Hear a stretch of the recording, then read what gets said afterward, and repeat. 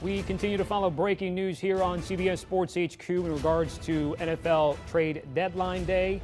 Steelers trading pass rusher Melvin Ingram to the Chiefs. Our Josina Anderson reporting that. NFL Network adding KC sending a 6th-round pick to Pittsburgh. 4-time Pro Bowl linebacker reportedly unhappy with his playing time. Inactive for the Week 8 win over the Browns with a groin injury.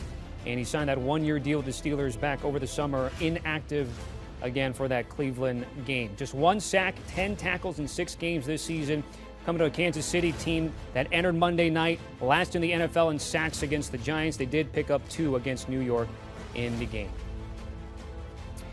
All right, we do have Josina Anderson joining us here on CBS Sports HQ. Josina, what more can you tell us about the conversation you had with Melvin Ingram?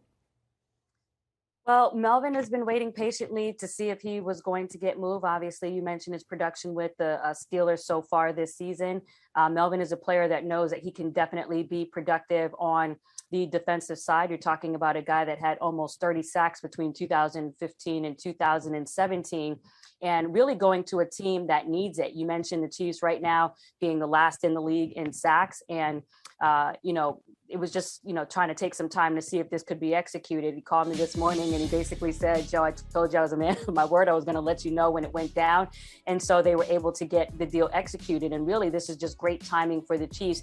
Even though they didn't have a pretty win over the New York Giants, they were able to basically pull this out, even on the defensive side. You mentioned those 2 sacks coming in that final defensive stand with Daniel Jones on the field, the first one from Chris Jones and the last one from Frank Clark, who they also brought over from the Seahawks to give him that defensive punch. He's getting his first sack on the season on that last play, stopping Daniel Jones right there. So it's good vibes as far as feeling like they can get back to some of the production, this being the Chiefs that they had on the backside of last year. Obviously a team that's been to the Super Bowl. They know they have the pieces. Last year in the offseason, they lost Damian Wilson, middle linebacker that went to the Jacksonville Jaguars, and Bashaud Breeland, who went to the Vikings. So those were the 2 key players that they lost on defense. Outside of that, they have mostly familiar faces, but this is a piece here in Melvin Ingram, who's been productive in the past, that they feel that can help them and maintain their postseason hopes. It's interesting. Right now, it's still a lot of season left to play, but the Chiefs are outside looking in. The Steelers are right in the mix.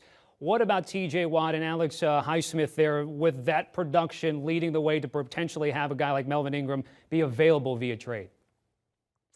Yeah, it's tough. I mean, I can tell you that Melvin wasn't necessarily sure that this was going to get done. You mentioned right there that the Steelers are still in the thick of it, but ultimately with the reported compensation that they're getting back in return with a late round pick there, they still feel like they could do that, get some benefit, and still feel like they can continue on with the goals that they have. I mean, ultimately, at the end of the day, both sides are happy right now. And Melvin Ingram is getting to go to a contender. And that's not necessarily something that always has to happen when you're dealing a player. So the Steelers taking care of him in that sense, getting the compensation in the back end, still have a player like TJ Watt trying to maintain their hopes at a time when, the Browns aren't necessarily doing what they need to do in the AFC North, but still having to contend with the Bengals in their own division. Before I let you go, what's the vibe like right now, hours before the 4 p.m. Eastern deadline? How active are you and how busy are you at the moment?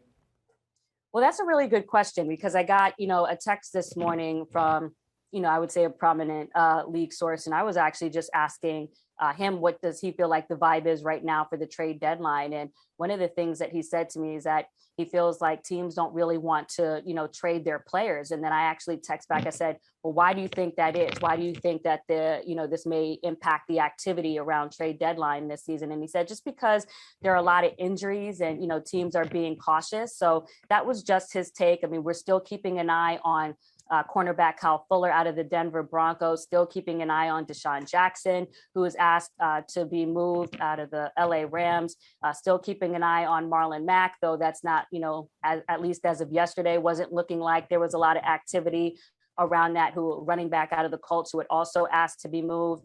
Whether it be Darius Slayton from the Giants, Evan Ingram, there's certainly still a lot of players to keep your eye on. It's just a matter of whether it gets executed. And ultimately, the GMs have enough gusto to pull the trigger. And clearly the biggest one still being Deshaun Watson. I can tell you within the last half an hour, or maybe a little bit more than that, I would say is about an hour, I got a text that said, it was crickets from Miami. So we'll just see if, anything happens. I almost tweeted out a picture this morning with boxers to their respective corners, because that's just what I feel like it's right now, with both sides just kind of, watching each other. So we'll continue to watch it. It's still going to be dramatic until you get to 4:01 p.m. Eastern time. We've seen some big moves already. We know you will be monitoring that throughout the day. And when something big happens, I'm sure we'll bring you back as well, Josina Anderson, given the very latest on Melvin Ingram. And again, the updates and vibes of what's happening here on a busy morning here on a Monday. Josina, thank you.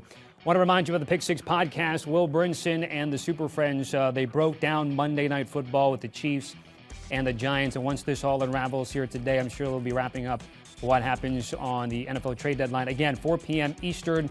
Keep it right here in CBS Sports HQ throughout the morning and, of course, throughout the day leading up to that deadline. Want a sports network that delivers everything that matters about the game? The highlights, the picks, the instant analysis. No yelling, no fake debates, no politics. Hit the subscribe button and never miss a moment.